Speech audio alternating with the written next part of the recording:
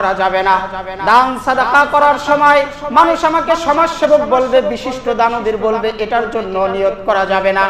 আল্লাহর নবীর সাহাবী হযরত আলী রাদিয়াল্লাহু তাআলা আনহু আল্লাহর রাসূলের খেদমতে উপস্থিত হয়ে বললেন, ইয়া রাসূলুল্লাহ, আমি ঘরের ভিতরে একাকী ভাবে গোপনে আল্লাহর সন্তুষ্টির জন্য 2 রাকাত নামাজ আদায় করতেছিলাম।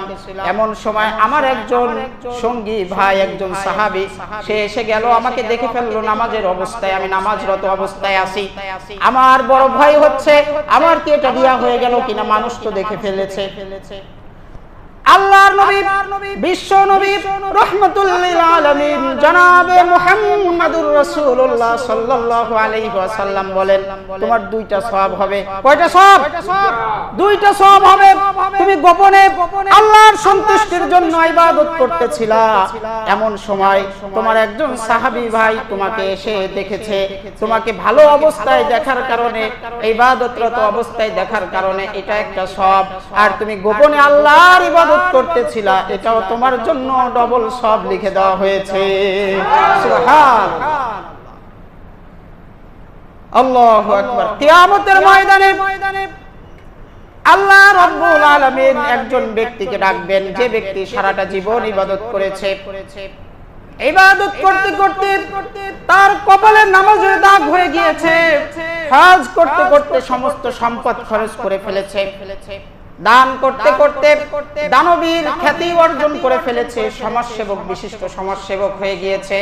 আল্লাহ রাব্বুল আলামিন বলেন, একজন ইবাদত গুজারকে ডাকা হবে, এই ইবাদতকারীকে বলা হবে যে তোমাকে যে আমি হায়াতের জিন্দেগি দিয়েছিলাম, তোমাকে জন্ম দিয়েছিলাম, মৃত্যু দিয়েছিলাম, এত দুবারের মাঝখানে তোমাকে যে হায়াতের জিন্দেগি দিয়েছিলাম, এই হায়াতের জীবনে তুমি আমার জন্য কি করেছো, আমালে সালেহ করেছো কিনা? আল্লাহ বলেন সূরাতুল মুলকের ভিতরে, আল্লাযী খালাকাল মাউতা ওয়াল হায়াতা লিয়াবলুয়াকুম আইয়ুকুম আহসানু আমালা। আল্লাহ বলেন, ওগো মানুষ, ওগো দুনিয়ার জগৎবাসীরা, তোমরা ভালো করে শুনে রাখো, আমি দুনিয়ার ভিতরে তোমাদেরকে বৃথা সৃষ্টি করি নাই, অনর্থক প্রেরণ করি নাই। আমার নিয়ামতরা যে তোমাদেরকে স্বাচ্ছন্দ্যে ভোগ করার জন্য আমি অনর্থক দেই নাই। আমি রব্বে কারিম তোমাদেরকে জন্মের মাধ্যমে দুনিয়াতে পাঠিয়েছি। মৃত্যু নামক পল পাড়ি দিয়ে তুমি আমার কাছে চলে আসবে। কবরে প্রশ্ন আছে, হাসরে প্রশ্ন আছে, মিজান পুল সিরাত পার হয়ে তুমি জান্নাতে প্রবেশ করবে।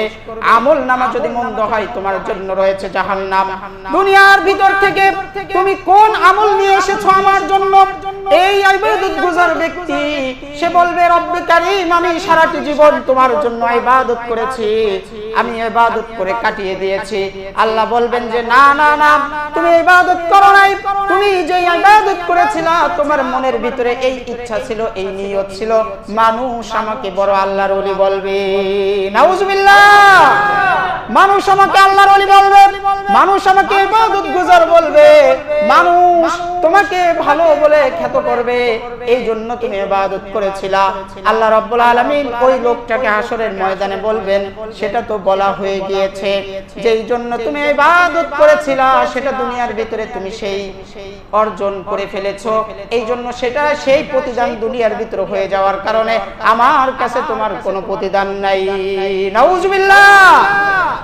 এরপরে ডাকা হবে একজন দানবীরকে, একজন শহীদকে ডাকা হবে, যে আল্লাহর রাস্তায় তার জীবনটা উৎসর্গ করে দিয়েছে, গর্দান কাটিয়ে দিয়েছে, শহীদ হয়ে গিয়েছে। এই শহীদকে আল্লাহ তাআলা ডাকবেন, তুমি দুনিয়ার ভিতরে আমার জন্য উত্তম কি আমল নিয়ে এসেছো? সে বলতে থাকবে, আল্লাহ সারাটি জীবন ইবাদত করেছি, ইসলামের উপরে যখন এমন কথা আরোপিত হয়েছে, ইসলামকে নিয়ে যখন সিনেমিনি খেলা হয়েছে, ইসলামের উপরে যখন কথা আরোপিত হয়েছে, কোরআনকে বিশুদ্ধগার করা হয়েছে, কোরআনের আইনকে নিয়ে বিশুদ্ধগার করা হয়েছে, ও রব্বে কারীম, আমি যুবক ঠিক থাকতে পারি নাই, আমি ঝাঁপিয়ে পড়েছি তোমার ইসলামের জন্য, কোরআনের জন্য জীবনটাকে উৎসর্গ করে দিয়েছি, আমি শহীদ হয়ে গিয়েছি। আল্লাহ রাব্বুল আলামিন বলবেন, না, তুমি শহীদ হয়েছো আমার জন্য, নয়, ইসলামের জন্য নয়, কোরআনের জন্য নয়, তুমি কেবলমাত্র শহীদ হয়েছো, তোমার মৃত্যুর পরে তোমার নামের সহিতে শহীদ আব্দুল্লাহ লেখা হবে, শহীদ ওবায়দুল্লাহ লেখা হবে, তোমার নামের শুরুতে শহীদ লেখা হবে, তোমাকে নিয়ে আনন্দ ফুর্তি করা হবে, মানুষ তোমাকে নিয়ে গর্ব করবে, তোমার বড় সুনাম সুখ্যাতি হয়ে যাবে, এই জন্য তুমি শহীদ হয়েছিলা। আল্লাহ বলেন তোমার মৃত্যুর পরে দুনিয়ার ভিতরে শহীদ বলা হয়ে গিয়েছে, তোমার সেই নাম যশ খ্যাতি অর্জন হয়ে গিয়েছে, আমার কাছে এখন তোমার কোনো প্রতিদান নাই। নাউজুবিল্লাহ। এরপরে ডাকা হবে একজন দানবীরকে, যে তার সব সম্পদকে আল্লাহর রাস্তায় বিলীন করে দিয়েছে, সে সমাজসেবক হয়েছে, বিশিষ্ট দানবীর, ধনভাণ্ডারের অধিকারী, এমন একটা নাম যশ খ্যাতি অর্জন করে ফেলেছে। আল্লাহ বলেন যে এই ব্যক্তিকে ডাকার পরেও সে বলবে আল্লাহ তোমার জন্য একটা নিষ্ঠভাবে ইবাদত করেছি। আল্লাহ বলবেন যে না, তুমি তো মানুষের কাছে সুনাম অর্জনের জন্য করেছিলা, সেটা তো দুনিয়ার ভিতরে সেই সুনাম অর্জন হয়ে গিয়েছে, সেই প্রতিদান তুমি দুনিয়াতে পেয়েছো, এজন্য তোমার কোনো প্রতিদান নাই। এজন্য আমাদের যে কোনো ইবাদত করতে হবে, নিয়তকে খালেস করতে হবে, নিয়তকে স্বচ্ছ করতে হবে। যদি আমরা নিজেরা নিয়ত খালেস করতে না পারি, তাহলে কোনো হক্কানি আলেমের কাছে এসে বলতে হবে যে হুজুর এই কাজটা তো আমি করতে চাচ্ছি, খাবারের অনুষ্ঠান করতে চাচ্ছি, আকিকার অনুষ্ঠান করতে চাই, হজ করতে চাই, শয়তান আমার মনের ভিতরে এই জিনিসগুলো ঢুকাই দেয়, আমি এখন কি নিয়ত করলে এই জিনিস থেকে বাঁচতে পারি? নিয়তে খালেসা, উত্তম নিয়ত, আল্লাহর সন্তুষ্টি মোতাবেক নিয়তটাকে আমাকে শিখাই দেন। এমন নিয়ত শিখাই দিবেন, দেখবেন আপনার দুনিয়া অর্জন হবে, পরকাল অর্জন হবে, আল্লাহর সন্তুষ্টি অর্জন হবে। যেরকম নিয়ত আল্লাহর নবী সাল্লাল্লাহু আলাইহি ওয়াসাল্লাম সাহাবায়ে কেরামকে হাতে ধরে শিক্ষা দিয়েছেন। আল্লাহ তাআলা আমাদেরকে এরকম তালিম অর্জন করার তৌফিক দান করেন। সকলে জোরে পড়েন আমিন।